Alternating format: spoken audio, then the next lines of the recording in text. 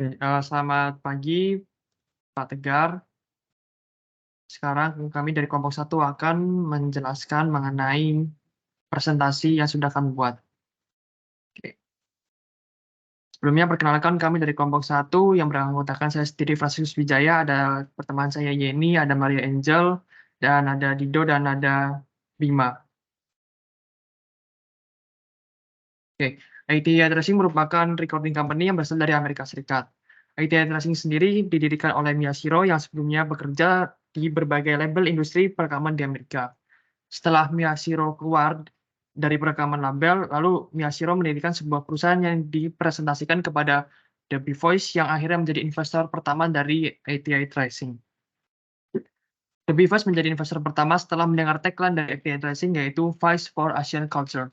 Tagline ini muncul karena ATI Tracing memiliki misi untuk menjadi wakil dari Asia untuk industri musik secara global. ITI Tracing sendiri berfokus pada industri hip hop dan rap yang menargetkan orang-orang Asia, Amerika, dan berfokus pada penyanyi dari Asia. Contohnya beberapa artis yang terkenal seperti Rich Brian, Joji, Nicki, Millie, dan Jackson Wang. Oke, sekarang saya akan membahas dari segi pastelnya. Yang pertama akan saya bahas dari segi ekonomi. Tingkat pertumbuhan industri rekaman meningkat pesat sejak tahun 2021 dengan paid subscription streaming sebagai penggerak utamanya. Pertumbuhan industri musik melalui tur musik dan konser meningkat mencapai 500 miliar dolar. Di samping itu ada 3 perusahaan perekaman musik seperti Universal Studio, Sony, dan Warner yang memegang 80% pendapatan dari distribusi musik dan 69% pasar di Amerika. Lalu untuk dari sosial, memiliki keunggulan karena pasar rap sudah masuk ke pasar Asia. Sedangkan untuk disadvantage atau kelemahan, masih banyak masyarakat US yang belum terlayani dengan musik rap dan hip hop-nya.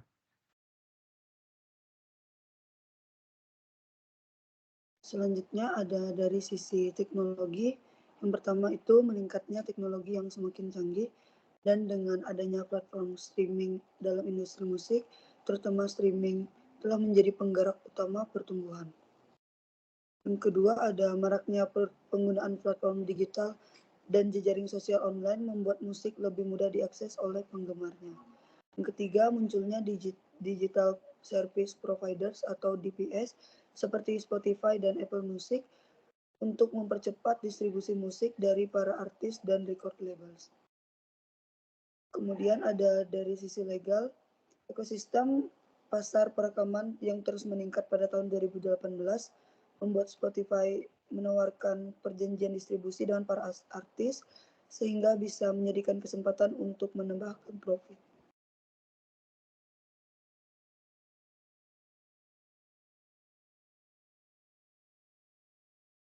Baik, selanjutnya saya akan menjelaskan terkait Vrio yang merupakan suatu kriteria yang digunakan oleh kami dalam mengevaluasi apa yang menjadi sumber daya dan juga kapabilitas oleh ITI Tracing. Dan berdasarkan kasus yang telah kami baca, terdapat beberapa sumber daya dan kapabilitas yang cukup kompetitif dari ITI Tracing. Yang pertama, ITI Tracing ini memiliki daftar artis yang mampu menghasilkan lebih dari 7 miliar streams dan 3 miliar tayangan video. Kemudian mereka juga mampu menyelenggarakan festival musik Asia tahunan dengan lebih dari 20.000 penonton, seperti Heads in the Cloud Music and Art Festival di LA. Kemudian founder dari 88 Racing sendiri, yaitu Miyashiro, ini juga memiliki pengalaman dan pengetahuan terkait selera musik para generasi muda Asian American sehingga untuk menciptakan hiburan yang cocok bagi target pasar mereka ini telah tercapai. Kemudian ITI Tracing juga memiliki sejumlah artis dengan background yang beragam sehingga komunikasi dan pesan kepada para fansnya, terutama kebanyakan adalah imigran ini telah tersampaikan.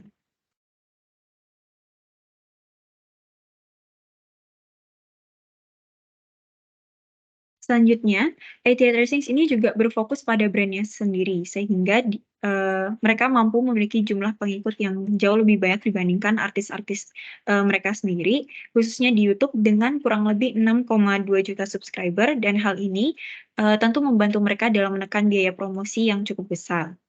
Kemudian 88 Racing juga menjalin kemitraan yang cukup banyak dengan merek-merek lifestyle, mulai dari brand fast food, elektronik, hingga penyedia streaming. Dan hal ini menjadi sumber pendapatan dan strategi pemasaran untuk meningkatkan brand image dan engagement-nya dengan para fans di luar dari musiknya.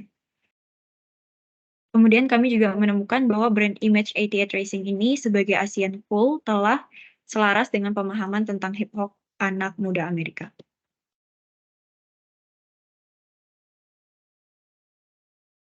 Selanjutnya kita masuk ke dalam plan. Plan ini ada beberapa, tapi sebelum kita masuk ke plan, kita harus mengetahui apa yang menjadi target 88 Racing untuk ke depannya. Nah, untuk targetnya itu meningkatkan citra merek dan mempertahankan genre musik 88 Racing. Nah, ini ada beberapa proses, dan untuk plan Tour to Asia ini dilaksanakan di tahun 2024 dengan melakukan beberapa kegiatan. Untuk pertama, itu melakukan evaluasi di 1 bulan pertama, di bulan Januari, itu mengevaluasi dari kegiatan 88 Racing sebelumnya untuk bertujuan mengarahkan seluruh komponen termasuk artis untuk bisa bersiap dan menyesuaikan untuk tahun 2024. Selanjutnya, membuat perjanjian kontrak khusus, yaitu di 1 bulan, di Februari, ini bertujuan agar artis 88 Racing bisa mengikuti dan menyesuaikan dengan tujuan agar bisa menjaga konsistensi genre yang ada di industri 88 Racing. Selanjutnya, menentukan tujuan pasar anggaran. Itu ada di 1 bulan Maret. Itu menentukan tujuan dari tur dengan mencari pasar yang sesuai dan menentukan anggaran untuk tur yang diadakan. Selanjutnya, menganalisa regulasi dan peraturan pemerintah negara tur yang dituju. Itu ada di 2 bulan, di Maret dan April. Dan di sini kita sudah mendapatkan tempat untuk melaksanakan tur, yaitu di Tiongkok sendiri. Selanjutnya kita akan cek bagaimana regulasi dan pemerintah Tiongkok. Gitu. Terus selanjutnya mencari promotor dan I.O. berskala tur internasional, yaitu di bulan April dan Mei, 2 bulan. Ini agar peruntukan I.O. yang bisa menjadi tim support selama kegiatan, sehingga menjadi value lebih untuk 88 Racing dalam melaksanakan tur di Tiongkok. Selanjutnya mengajukan perizinan dengan pihak yang terkait, I.O. dan pemerintah, selama 4 bulan, di bulan Mei, Juni, Juli, Agustus, yang dimana mengajukan perizinan itu membutuhkan waktu yang panjang dan tidak singkat, sehingga membutuhkan waktu selama 4 bulan. Selanjutnya mencari mitra kerja lokal selama 2 bulan di Mei dan Juni. Ini mencari mitra kerja yang bisa diajak untuk kerjasama selama tur di Tiongkok.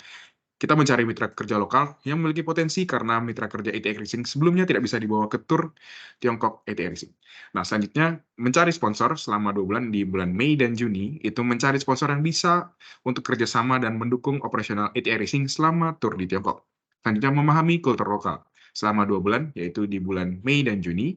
Di sini kita memahami kultur lokal untuk bisa menyesuaikan dan mempersiapkan kebutuhan selama event, seperti kebudayaan masyarakat Tiongkok yang memiliki ciri khas warna merah yang bisa digunakan sebagai warna dominan dalam konser. Selanjutnya mempersiapkan kebutuhan selama event, selama 7 bulan dari bulan April dan November, yang dimana mempersiapkan seluruh kebutuhan tur konser 88 Racing dari finansial, sponsor, transportasi, akomodasi, logistik, peralatan, perlengkapan, dan lain-lain. Selanjutnya melakukan promosi selama 4 bulan di bulan Juli dan Oktober. Ini melakukan promosi konser tur 88 Racing dengan bantuan dari internal, dari own media, earned media, artis, dan dari eksternal, I.O., media partner. Dan untuk di 1 bulan pertama dilakukan promosi dengan skala sneak peek dan teaser. Nah, untuk selanjutnya penjualan tiket dan merchandise itu selama 3 bulan di bulan Agustus dan Oktober. Itu penjualan tiket dan merchandise 88 Racing melalui promosi yang telah dilakukan selama 3 bulan sesuaikan dengan promosi kegiatan yang dilakukan juga. Nah, selanjutnya melaksanakan kegiatan selama 1 bulan di 1 hari di bulan November. Itu pemilihan kegiatan ada di bulan November karena pada Q4 2024 akhir tahun itu adalah high season untuk konser musik.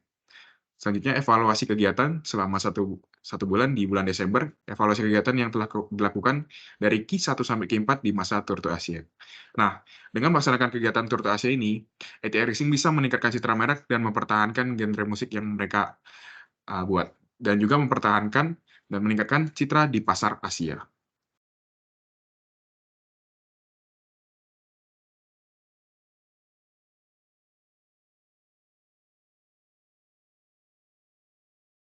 Ya, jadi di sini adalah plan 2, yaitu kolaborasi dengan Huawei dan Ergo. Kenapa kita merencanakan kolaborasi? Jadi kolaborasi ini membantu perusahaan membangun jaringan bisnis yang kuat. Nah, dengan berinteraksi dengan berbagai pihak, mereka akan memperluas jaringan profesional mereka. Jaringan yang luas tidak hanya membantu dalam mencari peluang bisnis baru, tapi juga memberikan dukungan emosional dan sumber inspirasi. Kami di sini merencanakan untuk berkolaborasi dengan pihak Huawei dari Tiongkok dan juga Erigo dari Indonesia. Nah, yang pertama adalah mempersiapkan rancangan kolaborasi. Nah, ini adalah jalan pertama untuk menjalankan suatu kontrak untuk melakukan kolaborasi dengan pihak Huawei dan juga Erigo pada Januari hingga Februari. Nah, yang kedua adalah pengajuan rancangan kolaborasi ke pihak. Nah, pada Maret hingga April, kami memberikan proposal terkait dengan pengajuan kontrak terkait kolaborasi tersebut agar kami disetujui dengan Huawei dan juga Erigo. Nah, lalu yang ketiga adalah pembahasan kontrak dengan pihak. Nah, jadi pada bulan Mei, ya dengan pihak Erigo dan Huawei, kami memberikan penjelasan dan juga rancangan-rancangan yang kami sudah atur untuk menjalankan kolaborasi tersebut. Nah, setelah kontrak untuk kolaborasi kami disetujui oleh pihak oleh Huawei dan juga Erigo. Nah, yang keempat adalah mempromosikan kolaborasi melalui influencer untuk memberikan informasi terkait kepada para konsumen untuk kolaborasi terhadap kami sebagai pihak oleh ActiveID Rising dengan Huawei dan juga Erigo. Lalu kami launching pada bulan Agustus dengan kolaborasi oleh Huawei dan juga Erigo. Dan yang terakhir adalah setelah kolaborasi kami dari Januari hingga September, kami mengadakan evaluasi dan pengukuran kolaborasi terkait dengan penjualan dan juga tingkat keefektifan terkait dengan kolaborasi ini.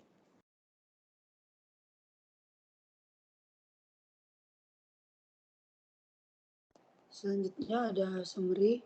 Yang pertama ada penggunaan platform digital dan jejaring sosial online memudahkan pengaksesan musik. Yang kedua, kehadiran DPS atau Digital Service Providers mempercepat distribusi musik dari para artis dan record labels.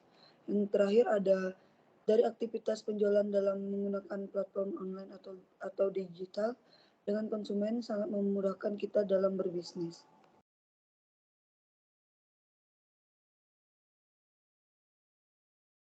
Selanjutnya, saran dari kelompok. Menurut tim, IT Tracing bisa melakukan tur lanjut ke Asia Tenggara seperti Indonesia, Malaysia, Filipina, dengan mempromosikan melalui kolaborasi dengan brand lokal. Brand lokal ini bisa disesuaikan dengan ke beberapa negara seperti negara tujuan, contohnya Erigo. Tujuannya adalah untuk meningkatkan awareness sekaligus revenue IT Tracing itu sendiri. Baik, sekian presentasi dari kelompok kami. Mohon maaf apabila ada kesalahan dan terima kasih untuk bimbingan 1 semester ya, Pak. Terima kasih.